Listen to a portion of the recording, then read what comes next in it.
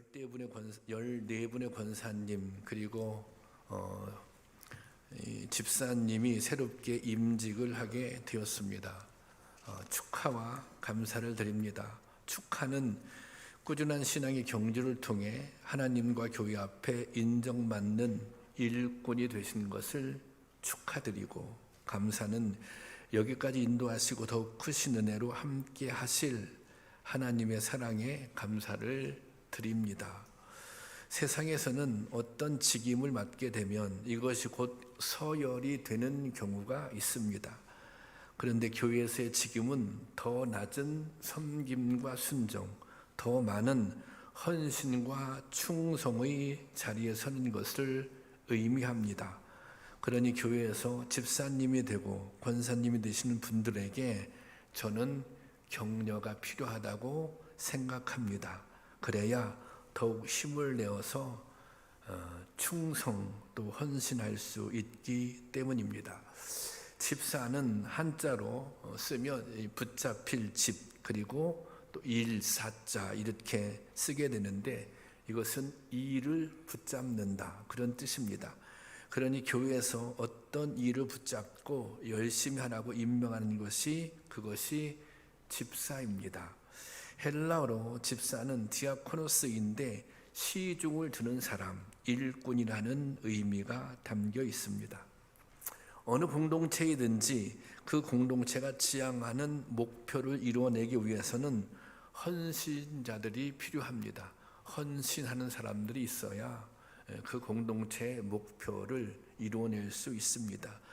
교회는 복음을 선포하고 이 땅 위에 하나님 나라를 세우는 것이 목표인 공동체입니다. 우리 교회는 복음을 세상에 전하고 이 땅에 하나님 나라를 세우고 더욱더 확장해 나가는 것, 그것이 우리 교회 공동체의 목표입니다.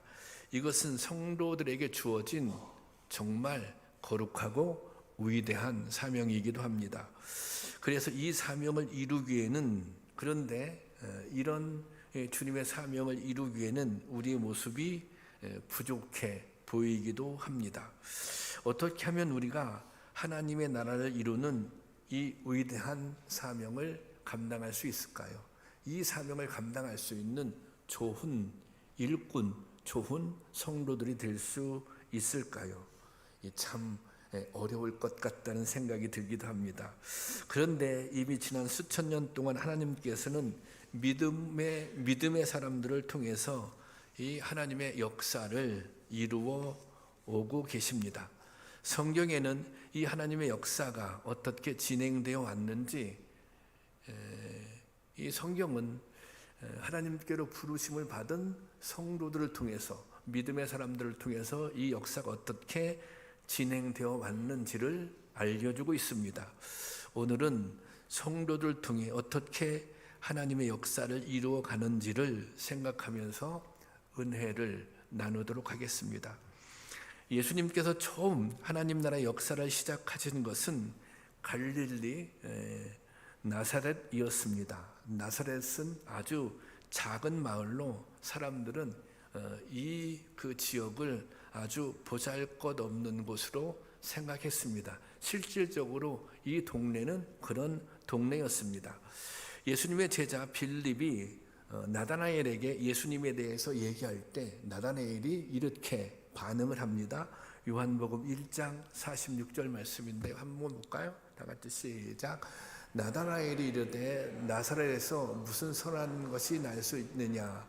빌립이 이르되 와서 보라 하니, 나사렛에서 무슨 선한 것이 날 수 있겠느냐? 그곳에서 좋은 일이 생길 수 없다, 그런 의미죠. 이것은 나사렛에 대한 당시 사람들의 생각이었습니다.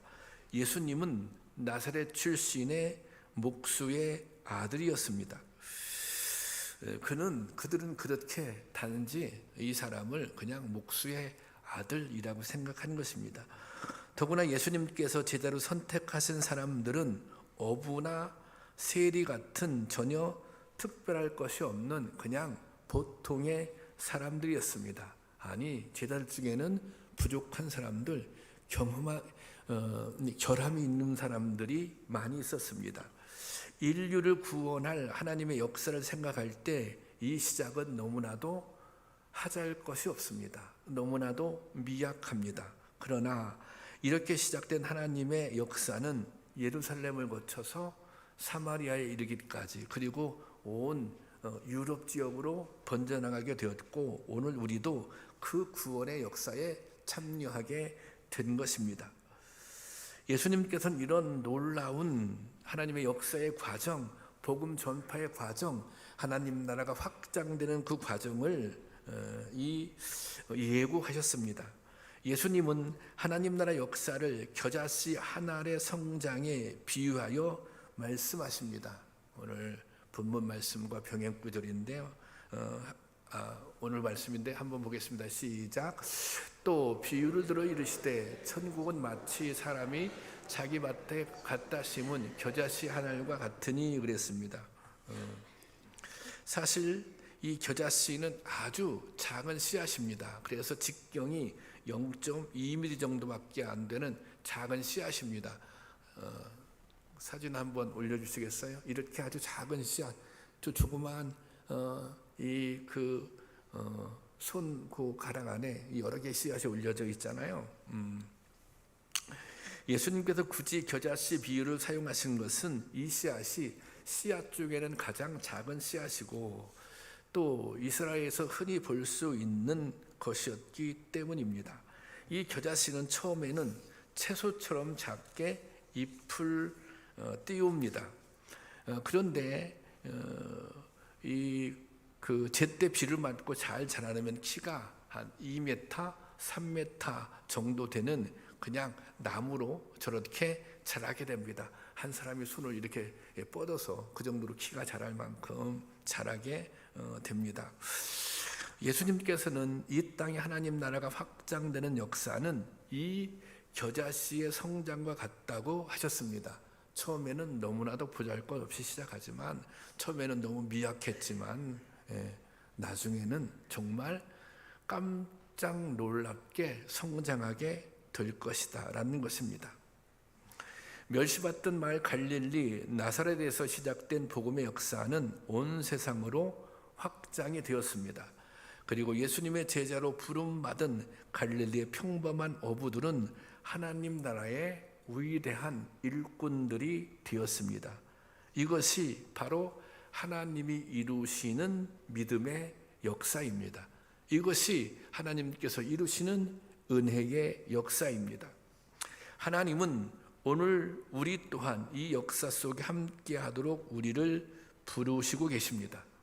하나님께서는 이 역사에, 하나님 나라를 확장하는 역사에 참여하도록 오늘 우리를 부르셨습니다. 겨자씨가 나무로 성장하는 것처럼 우리의 믿음을 통해서도 놀라운 역사가 일어날 것입니다. 그렇다면 하나님께서는 어떻게 이런 역사를 이루어 가실까요? 그것은 부르신 자들의 믿음이 성장하게 하셔서 하나님의 역사를 이루어 가는 것입니다. 하나님께서 우리를 부르셨어요. 하나님께서 우리를 부르시고 우리를 통해서 당신의 역사를 이루어 가시는데, 이루어가는 방식 중에 하나가 우리의 믿음이 성장하는 과정을 통해서, 또 우리의 믿음이 성숙하는 그 과정을 통해서, 우리의 믿음의 성장과 성숙을 통해서 하나님의 역사를 이루어 가신다는 것입니다. 여러분, 하나님께서는 오늘 또 우리의 신앙의 성장을 통해 역사를 이루어 가십니다. 우리의 믿음의 성숙을 통해서 하나님의 역사를 이루어갈 수 있기를 주님의 이름으로 축원합니다. 이 겨자씨가 나무가 되는 과정을 다른 말로 하면 이것을 성장이라고 말할 수 있습니다. 또 다른 표현으로 성숙이라고 말할 수 있습니다. 우리의 신앙에는 반드시 성장의 과정이 있습니다. 또 성숙의 과정이 필요합니다. 이 사도 바울은 신앙의 성장과 성숙에 대해서 매우 관심을 가졌던 사도입니다. 그는 성도들의 그 신앙의 성장, 성숙을 기대했어요. 그렇잖아요. 목회를 계속하고 사역을 하고 말씀을 가르치면서 이 성도들이 성장해야지 마땅히 성도들이 믿음이 성숙해 나가야 하는 것이죠. 그런데 그는 이제 성장하지 못하는 성도들을 이제 보고 이렇게 얘기합니다. 어린 아이와 같은 신앙이다. 그렇게 정의를 합니다. 고린도전서 3장 1절 말씀인데요. 함께 보도록 하겠습니다. 시작.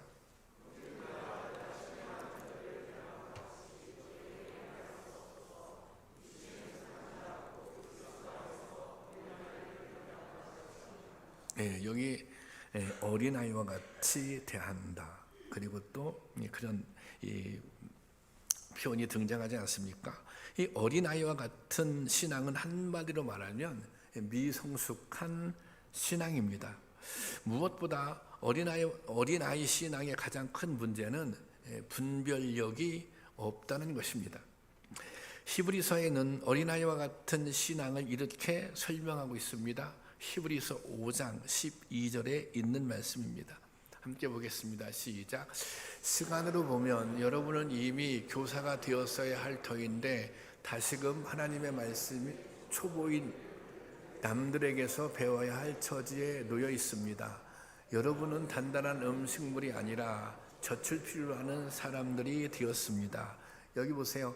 시간으로 보면 여러분들은 이미 교사가 되었어야 할 터인데, 그러니까 신앙의 연륜으로 보면 우리 표현을 한다면 이미 집사님이 되었어야 되는 거예요. 권사님이 되었어야 되는 거예요. 그런데 신앙의 성장이 멈춰 있다는 거예요. 그래서 지금 어느 수준이에요? 다시금 하나님의 말씀의 초보적 원리를 배워야 한다. 이 말은 처음부터 기초부터 다시 시작해야 한다. 이제 그런 뜻이 담겨져 있습니다. 오랜 시간 신앙을 가지고 있었지만 하나님의 말씀을 지금 이해하지 못하고 있는 것입니다. 그러니 초보적인 원리부터 다시 배워야 한다는 것입니다. 말씀을 제대로 이해하지 못하니 당연히 분별력이 없는 것이고 또 하나님의 뜻에 따라 살 수가 없는 것입니다. 방황하며 잘못된 길로 가게 되는 것입니다. 사도 바울은 이런 미성숙한 신앙에서 벗어나기를 간곡하게 권면합니다. 에베소서 4장 13절 말씀인데요. 함께 보겠습니다. 시작. 우리가 다 하나님의 아들을 믿는 것과 아는 일에 하나가 되어 온전한 사람을 이루어 그리스도의 장성한 분량이 충만한 데까지 이르리니. 여기 보면 무엇보다 성숙한 신앙이 되기 위해서는 예수 그리스도를 아는 것과 그리고 믿는 것이 하나가 되어야 한다. 아는 것과 믿는 것이 일치되어야 한다. 그렇게 권면하고 있습니다. 그런데 여기 그리스도의 장성한 분량이 충만한 데까지 그렇게 기록되어 있잖아요. 그러면 장성한 분량이 갖는 의미, 그 뜻은 무엇입니까? 이게 두 가지 의미가 있는데 하나는 키라고 하는 뜻이 있습니다. 또 하나는 이 나이라고 하는 뜻이 있습니다. 이 키라고 하는 것은 겉으로 드러나는 성장을 의미합니다. 그러니까 이렇게 나이가 아이들이 자랄 때 나이가 먹으면 막 키도 크고 막 몸도 커지잖아요. 그런 것을 뜻하는 거예요. 그리고 또 하나는 나이라고 하는 뜻인데 이것은 뭐냐면 일종의 연륜을 뜻합니다. 나이를 먹으면 생각도 아이들이 커지면 생각도 어른스러워진다. 또 뭐 철들었다 그런 얘기 하잖아요. 그런 연륜을 의미하는 것입니다. 그러니까 키도 자라고 또 힘이 자라고 거기에 맞게 뭐예요? 연륜에 맞는 그 나이에 맞는 성숙한 모습을 가지고 있어야 제대로 성장이 이루어진다고 하는 것입니다. 믿음은 지정의 세 가지 요소로 구성되어 있습니다. 지적인 요소, 지식적인 요소도 있고 또 정적인 요소도 있고 또 의지적인 요소. 의지적인 요소는 실천적 요소를 뜻하는 거 아니겠습니까? 믿음에 있어서 시작은 아는 것입니다. 아는 것으로부터 출발합니다. 무엇을 아는 거예요? 예수님에 대해서 아는 거예요. 하나님에 대해서 알아야 되는 거예요. 뭘 알아야 믿기 시작할 거 아닙니까? 그런데 이게 참 아는 게 중요한데 아는 것도 바르게 알아야 합니다. 왜 바르게 알아야 하는가? 바르게 알아야 바르게 믿을 수 있기 때문입니다. 오늘 한국교회가 가지고 있는, 한국교회 이 성도들이 가지고 있는 여러 문제 가운데 하나는 사실 바르게 알지 못한 것이 너무 많아요. 바르게 알지 못하니 바르게 바른 신앙생활을 할 수 없는 것입니다. 우리 주변에 이단들을 보면 그분들 참 열심히 있습니다. 열심히 있지만 스스로 믿음이 있다고 자부합니다. 그들 스스로. 그렇지만 그들은 잘못 알고 있는 것입니다. 그러니까 사실 우리가 하나님에 대해서 또 예수님에 대해서 바르게 올바르게 아는 것이 중요하다. 올바르게 알아야 올바른 믿음 생활을 할 수 있다고 하는 것입니다. 그리고 이제 또 한 가지는 이게 아는 데에서만 그치면 안 되는 것이죠. 무엇을 예수님에 대해서 많이 안다고 해서 그 사람이 믿음이 좋다는 것을 뜻하는 것은 아닙니다. 예수님이 말씀하실 때 굉장히 그 바리새인들을 많이 비판하셨잖아요. 외식하는 사람들이라고. 이 바리새인들은 하나님의 말씀을 잘 알았습니다. 하나님의 말씀에 정통했습니다. 그런데 그들은 자기가 알고 있는 하나님에 관한 지식, 말씀에 관한 지식을 가지고 자기의 의를 드러내고 다른 사람을 판단하는데 사용했습니다. 그것은 믿음이라고 말할 수 없는 것입니다. 사실 그래서 우리가 뭔가 알고 있다면 그 아는 것이 온전히 믿어져야 합니다. 우리가 아는 것은 머리로 알잖아요. 그런데 이게 지식이 머리에만 머물러 있어서 되는 것이 아니라 그 머리에 머물러 있는 지식이 우리의 마음으로, 가슴으로 내려와야 한다는 것입니다. 여러분들이 말씀을 들을 때, 은혜를 받을 때 막 가슴이 뜨거워지는 그런 경험하지 않습니까? 뭔가 이렇게 후끈해지는 그런 경험하지 않습니까? 우리가 말씀을 들을 때 그 말씀이 온전히 가슴으로 내려와서 믿어져야 한다는 것입니다. 감리교 창시자였던 웨슬리 목사님은 한 집회에 참석해서 그가 마음이 뜨거워지는 경험을 하게 됩니다. 그래서 그의 일기에 그것을 이렇게 표현했어요. 제가 한번 읽어볼게요. 그리스도에 대한 믿음을 통해 하나님께서 사람의 마음에 이루시는 변화에 대한 말씀을 들을 때, 이 말씀을 들을 때 여기 보세요. 내 마음이 이상하게 뜨거워지는 것을 느꼈다. 말씀을 듣는데 그리스도에 대한 믿음을 통해서 하나님께서 사람의 마음속에 사람의 마음을 어떻게 변화시키는가, 그 말씀을 들을 때 마음이 확 뜨거워졌다는 거예요. 그 다음에 보면 또 그분께서, 예수님께서 진정 나의 죄까지도 가져가셨다는 사실과 죄와 사망의 법에서 나를 구원하셨다는 확신을 내게 주었다. 이제 그렇게 목사님께서 기록하고 있어, 일기에. 이것이 웨슬리 목사님의 회심 사건입니다. 웨슬리 목사님은 목사님이셨어요. 목사님이었지만 그분도 열심히 있어서 열심히 복음을 전했지만 그분 마음속에 온전한 이 구원에 대한 확신, 은혜에 대한 확신이 없었던 거예요. 그런데 그날 그 집회에서 그런 정말 말씀을 들을 때 마음이 뜨거워지는 경험을 하고, 그래서 그런 은혜에 대한 확신, 구원에 대한 확신을 갖게 된 것입니다. 여러분, 예수님께서 나를 위해 십자가에 못 박혀 돌아가셨다, 이것을 모르는 사람이 있습니까? 그런데 이것이 가슴으로 내려와야 하는 것입니다. 정말 나를 사랑하셨다, 나에 대한 사랑으로, 그 십자가의 사랑이 나를 향한 사랑으로 믿어져야 되는 것입니다. 이 정말 이 믿음이라고 하는 것은 이런 거예요.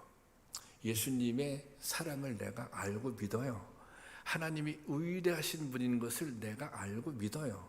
그런데 그 예수님의 사랑이 다른 사람을 향한 사랑이 아니라 나를 위해서 그렇게 사랑하셨다, 이것이 믿어져야 진짜 믿음인 거예요. 예수님의 위대한 역사가 나를 위해서도 일어날 수 있다. 그것이 믿어져야 진정한 의미의 믿음인 것입니다. 그렇게 믿게 되면 정말 가슴이 뜨거워지는 역사를 경험하게 된다는 것입니다. 그리고 그 다음에 이제 의지입니다. 알고 믿게 되었다면 그 믿음의 힘으로 살아가는 것입니다. 여러분, 예수님의 십자가의 사랑을 내가 믿음으로 받아들이게 됐어요. 하나님의 위대하심을 믿게 되었어요. 그러면 어떻게 될 겁니까? 어떻게 됩니까? 아마도 놀라운 힘을 얻게 될 것입니다. 그것을 정말 믿음으로 받아들였더니 뭔가 막 힘이, 막 에너지가 생기는 거예요. 그래서 그 힘을 가지고 세상에서 살아갈 수 있는 것입니다. 그러니 어떤 시험에서도 이길 수 있어요. 어떤 경우에서도 희망을 잃지 않고 살 수 있어요. 그리고 정말 사랑을 실천할 수 있어요. 그리고 헌신도 할 수 있는 것입니다. 이런 과정, 말씀을 잘 알고 바르게 알고 그 말씀을 믿게 되고 믿었으니 이제 그 말씀대로 그 말씀을 힘입어서 살아가는 그 과정이 무엇인가? 이 과정이 우리의 신앙이 성숙해 나가는 과정인 것입니다. 이것은 다른 말로 일컬어 우리가 이런 얘기하잖아요. 건강한 믿음이다. 그런 믿음이 건강한 믿음인 것입니다.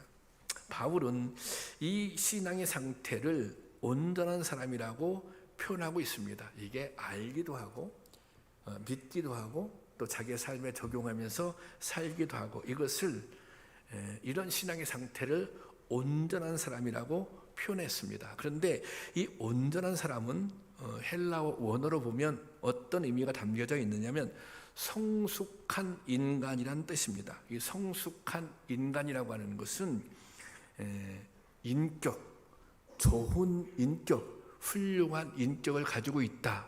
그런 의미가 있는 것입니다. 그러니까 성숙한 신앙은 반드시 무엇으로 나타나요?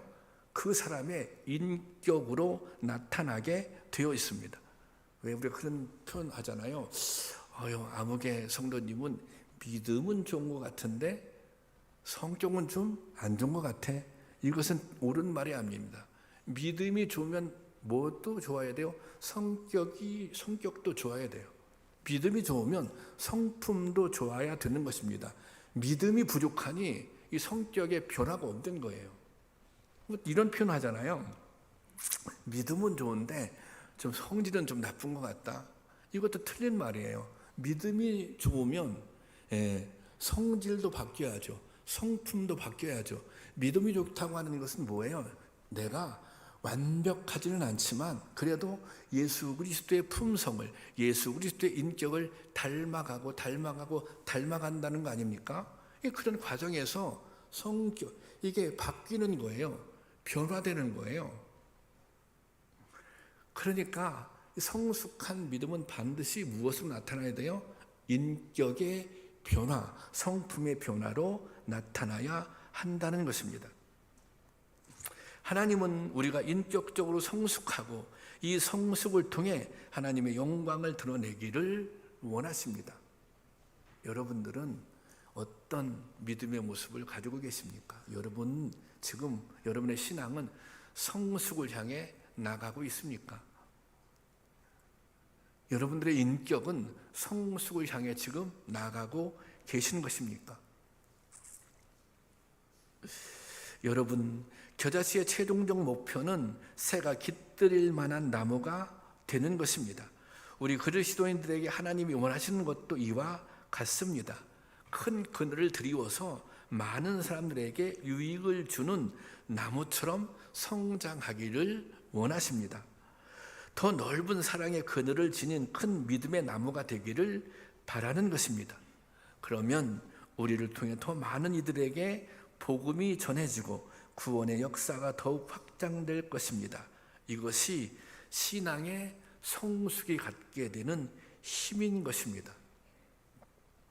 여러분, 우리의 신앙이 아는 것과 또 믿는 것에 하나가 될 수 있기를 바랍니다. 우리의 성숙한 신앙이 삶을 통해서 또 또 우리의 인격을 통해서 나타날 수 있기를 원합니다. 그래서 우리를 통해서 하나님의 역사가 더욱더 크게 이루어질 수 있기를 주님의 이름으로 축원합니다. 그런데 이러한 믿음의 나무로 성장하는 것은 정말 우리가 그리스도의 장성한 분량에 이르기까지 그게 성숙의 목표잖아요. 성장의 목표잖아요. 그렇게 자라는 것이 참 이게 어렵다, 그런 생각이 드는 순간이 있습니다. 저도 목사이기도 하지만 저도 신앙인이잖아요. 저 스스로에 대해서 내가 얼마나 내 믿음이 얼마나 지금 성숙한 단계에 이르렀는가, 또 이제 내 인격이 얼마나 성숙한 단계에 이르렀는가, 이제 그런 생각을 가져보는 거예요. 그런데 이게 참 성숙한 인격을 갖는다는 것이 이게 참 정말 그래서 많은 사람들이 깃들일 수 있는 그런 정말 나무 같은 그런 존재가 된다는 것이 이게 쉬운 것은 아니구나, 이제 그런 생각이 들 때가 있습니다. 그런데 여러분, 이것을 우리 힘, 나의 힘만으로 이것을 한다라고 할 때는 이게 어려울 수 있어요. 우리의 힘만으로는 거의 불가능에 가까운 일입니다. 그런데 하나님께서 함께 하시면 이 일이 가능해진다는 것입니다.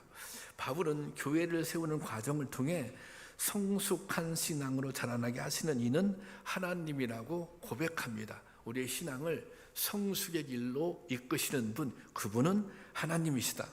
고린도전서 3장 6절에서 7절까지 있는 말씀인데 같이 보겠습니다. 시작. 나는 심었고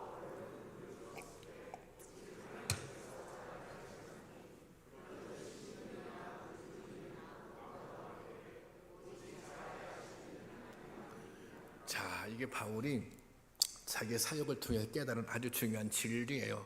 나는 심었고 또 아볼로는 물을 주었어요.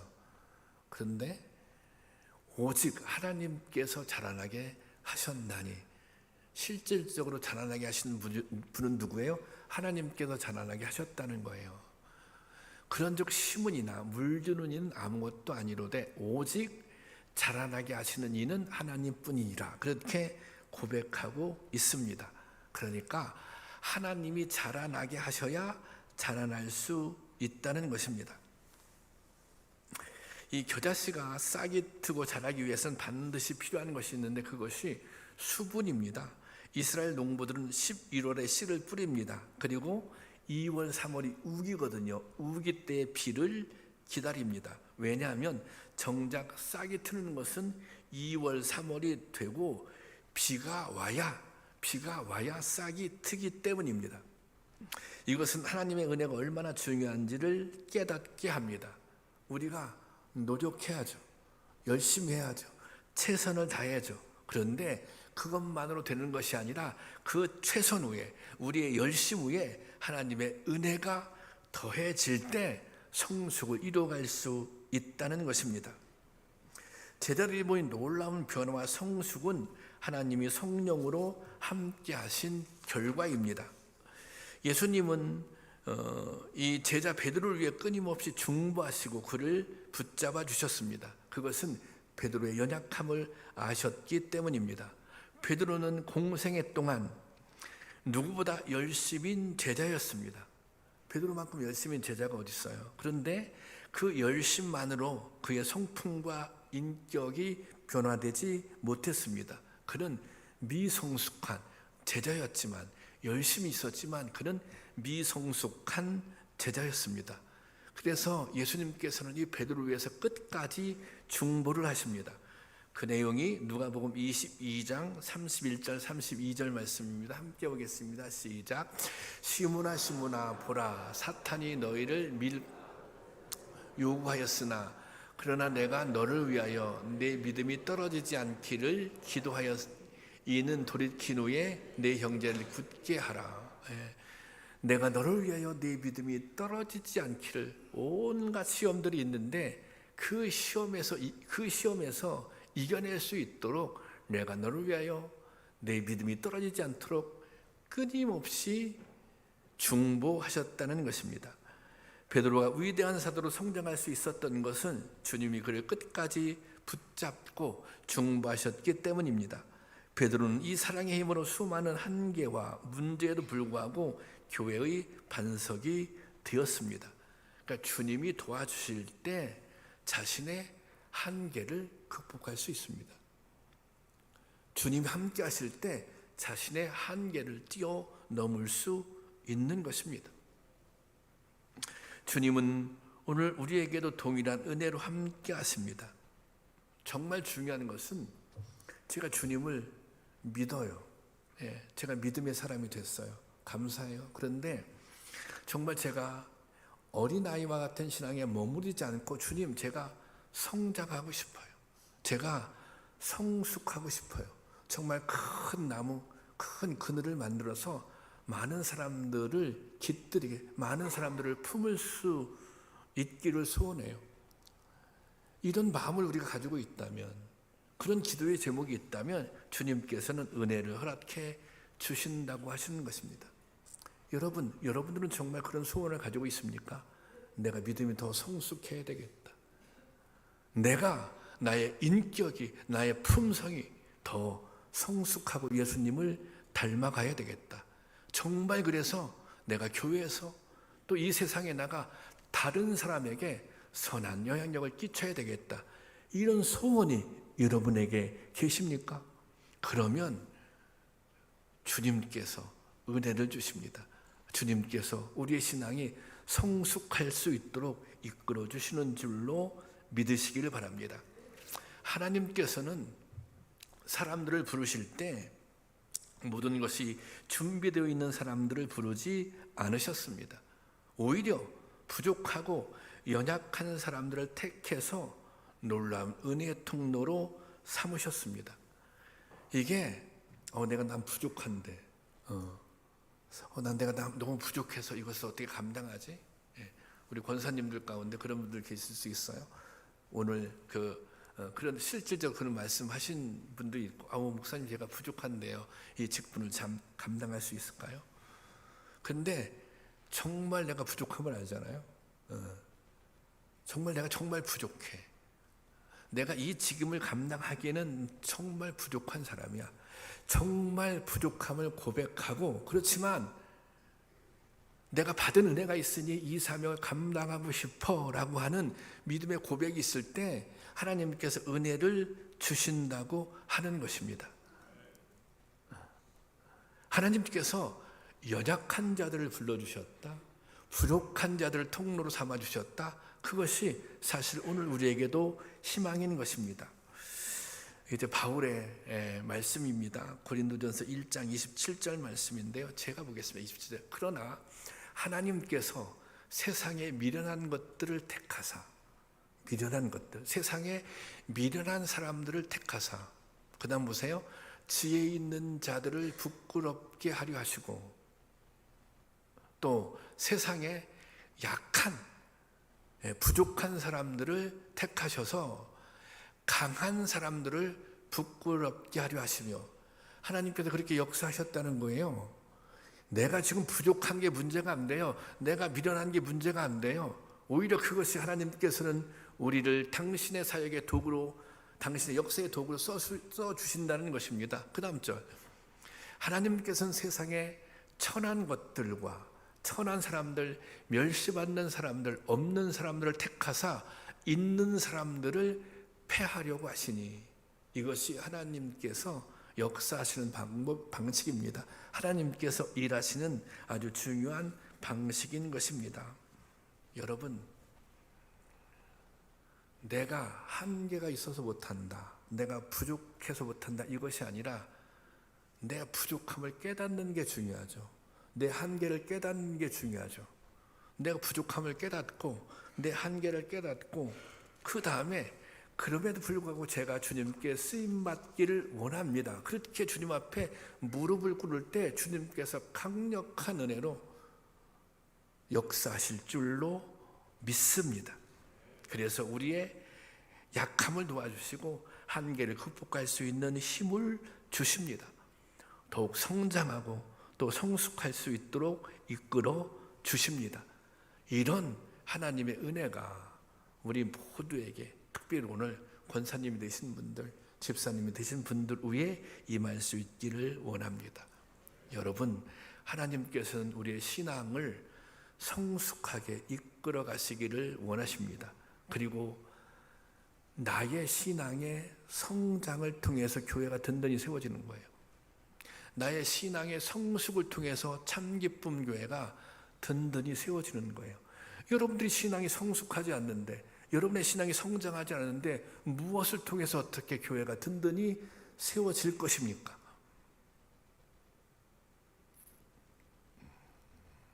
여러분들 이런 고백이 있기 원합니다. 그래, 다른 누구를 통해서가 아니라 교회는 나의 기도를 통해서 세워지는 것이다. 나의 헌신을 통해서 세워지는 것이다.